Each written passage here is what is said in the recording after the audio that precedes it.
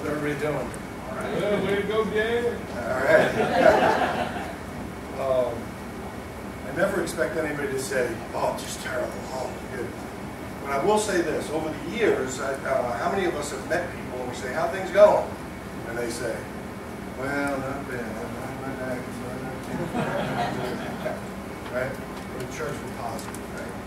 Hopefully we carry that out and bring that into our daily lives as well. So I got to say this, that this is, I love Pastor Richard, by the way. He is really a wonderful man. And he's got a nice sense of humor, which is a beautiful thing. The thing I'm concerned about is that there's no clock on the back wall. And this is the first church. Okay, well, I was wondering when Pastor said to me, Dan, you got 3 hours, don't worry. I was wondering if that was going to be an issue. Yeah, no. Okay. I like Vegas. Just kind of go with it, right? All right, good. If you would, if you have your Bibles, turn to Luke chapter 15, 11, 32.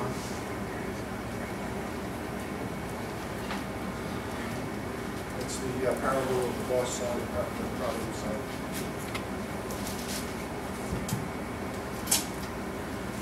I also learned it's great for time management. Have things written down.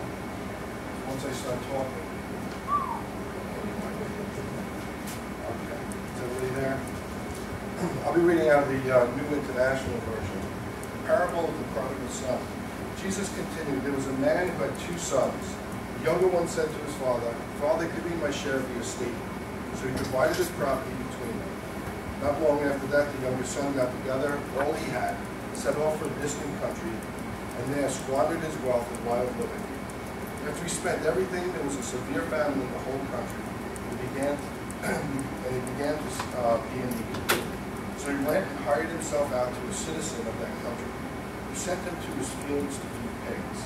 He longed to fill his stomach with the pods of the pigs would eat, but no one gave him anything. When he came to his senses, he said, how many of my father's hired men have food to spare? And here I am starving to death. I will set out and go back to my father and say to him, Father, I have sinned against heaven and against you. I am no longer worthy to be called your son. Make me like one of your hired men. So he got up and went to his father. But while he was still a long way off, his father saw him and was filled with compassion for him. He ran to his son, threw his arms around him, and kissed him. The son said to him, Father, I have sinned against heaven and against you.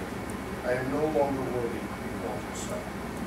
But the father said to his servants, Quick, bring the best robe and put it on him. Put a ring on his finger and sandals on his feet. Bring the fattened calf and kill it. Let's have a feast and celebrate. For this son of mine was dead and is alive again. He was lost and is found. So they began to celebrate. Meanwhile, the oldest son was in the field. When he came near the house, he heard music and dancing. So he called one of the servants and asked him what was going on. Your brother has come, he replied, and your father has killed the fattened calf because he has him back safe and sound. The older brother became angry and refused to go in. So his father went out and pleaded with him. But he answered his father, Look, all these years I've been slaving for you and never disobeyed your orders. Yet you never gave me even a single goat, a young goat, so I could celebrate with my friends. But when this son of yours, who has squandered your property, prostitutes, comes home, you kill the fattened calf for him. My son, the father said, you were always with me. Everything I have is yours. But we had to celebrate glad because this brother, the brother of yours, was dead and was alive again. He was lost and was found.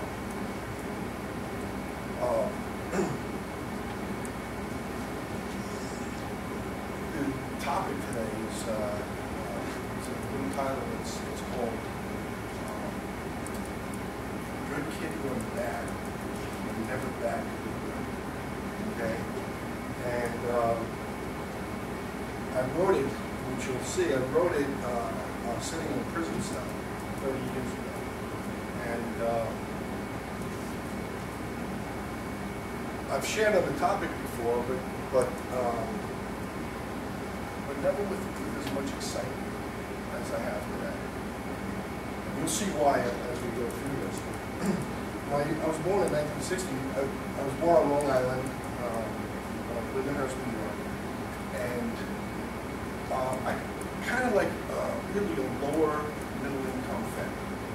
And my dad was a volunteer, and you know, a lot of the things that I have in my life today, as far as being a person that enjoys giving, really came from that sense of community. My dad, almost over 50 years now, was a volunteer fireman. And each and every one of us, there were 4 brothers and sisters, each and every one of us, in some way or another, are in the helping field. So that really comes from my mom and my dad. My mom was, I guess, a semi-house mom. She worked when she needed to. She was a seamstress, and but she was a devout Catholic. And during Lent, we were forced to go to church. To go to church every single day for the 40 days. And I can tell you some stories. I'll tell you one quick one. I definitely, by the way, I did believe that I was a good kid. I believed I was a good kid. And my mom believed that. And one day we were in church, and you all know what the rosary is, right? You know, I had the rosary, and I was swinging it on my finger, or, you know. And my mom said, "Stop it." And I stopped, and then I'm swinging it again, so I got pants in my pants, you know. Next thing I know, this thing shoots. And I scream out, "Hang on, Jesus, you're going for a ride."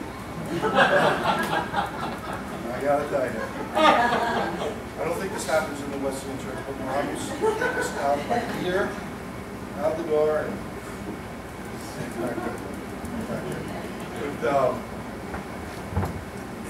here's the point. The point is this, that I truly believe that I love God, and that God loves me. Truly believe that. Somewhere along the line, I don't know exactly how old I was, but right around the time. By the way, I was also a believer in Santa Claus for many years. Okay, I didn't stop. My friends stopped believing. And I wouldn't tell them, but you know, back in my head, I'm thinking, you guys ain't getting nothing. You don't believe? You ain't getting nothing. Okay. And I think because I was the oldest, and you know, my brothers and sisters, I don't think my parents trusted me to not tell me. So probably around the time that I found out that Santa Claus really wasn't real, that I started to drift. And I started to doubt. I started to doubt God, and I'm not going to say not believe, but I'm going to say not believe. Okay?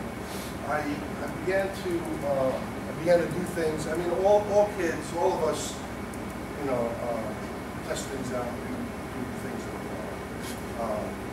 But I started to then hang out with people that I shouldn't have. I started to think that the stuff my parents were teaching me really, you know, they're just old. They don't really know, you know. And I was between 6th grade and 7th grade, and I started to study God. And you know, I have children now that are my youngest is in 9th grade. That kid, I think, I could not imagine myself. So by that age, by 9th grade, I was pretty much daily hot smoker, and I would drink every day, mostly on the weekends, you know, big parties, and it just baffles me. It just totally baffles me to look back, and I think it's how the heck did my parents not notice? How did they not know something was going wrong, right? By the time I was 16, I stayed out of trouble with the police. But by the time I was 16, you know, my parents didn't have money. Other kids in the neighborhood, their parents had some money. My parents didn't have any money. And so I had to figure out ways to get money to buy pot, to do other things. one of the things I found was, if you go in, kids here won't know what these are, but they're called albums, okay? Play music on them, including on a record player, right? Big CDs. Yeah, big CDs. Big CDs, right? And there was a store not far away that had all these albums. It was actually a department store called A&S. And the music department was on the top floor. So I would go in and I'd look around and see what I want, stick on my coat and I'd leave.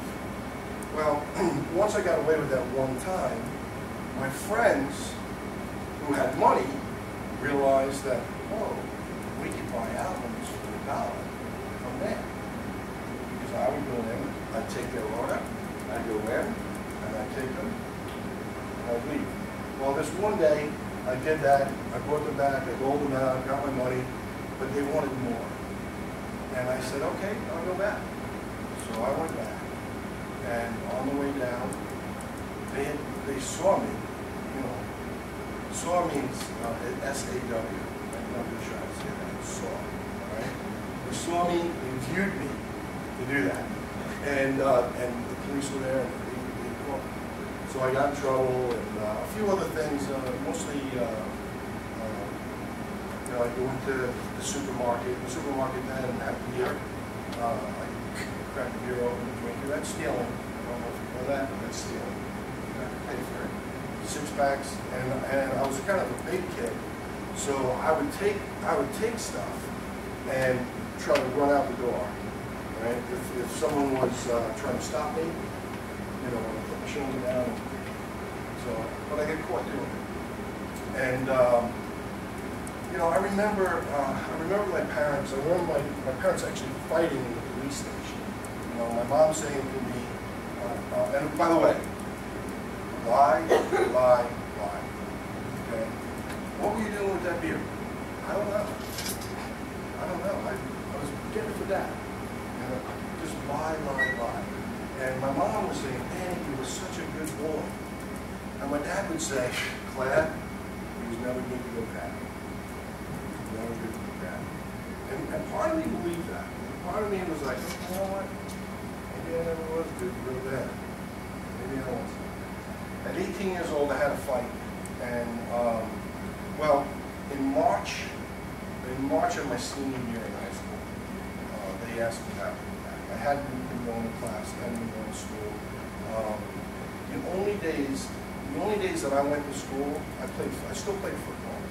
And the only days that I went to school was so that I could play on Saturday. So I'd go in on Friday into homeroom, check in, so that I was shown on the attendance roster that I was there.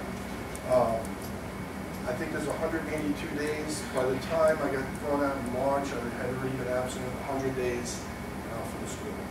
So they just said, don't come back. And I didn't. At 18 years old, a few months later, I was 18, and I got into a fight with a neighbor. And I got arrested for assault. And back then, this was 1978, back then, the Vietnam War had been over a few years, and going into the Army was like, you know, the draft was done, and I think the draft ended in 1976. And 1978, they couldn't get people to go in. So, in my infinite wisdom, I said, well, you know something? Maybe that's what will change me. Maybe that's what I need. I'll volunteer to go in if they drop all this stuff. And that's what they did. I went in, and the truth of the matter is that wherever you go, there you are. And here I am in the Army. And the first 8 weeks, we're in basic training, so you have no choice but to do it. It's just, you know, you're going to be good. Yeah. I'm like, yes, sir. So I did well. But the moment that they allowed us freedom, things just kind of turned for the worse. And I started drinking again. By that time, I had stopped smoking pot because I figured that was my problem. It was pot and drugs. So a couple of beers, I didn't kill me.